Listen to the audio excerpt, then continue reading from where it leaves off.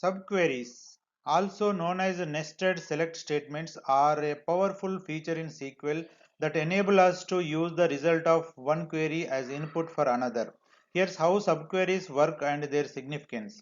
Definition: a subquery is a select statement embedded within another SQL statement such as select, update or delete statement.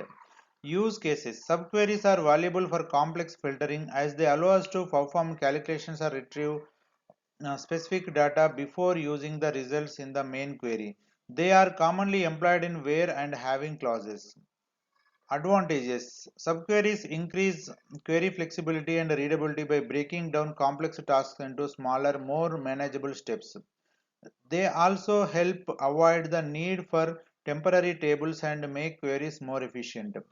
By mastering subqueries, we can tackle intricate data retrieval tasks and perform more advanced analysis. Their ability to combine the results of multiple queries within a single operation significantly expands SQL's capabilities, making it a vital skill for data professionals and developers alike.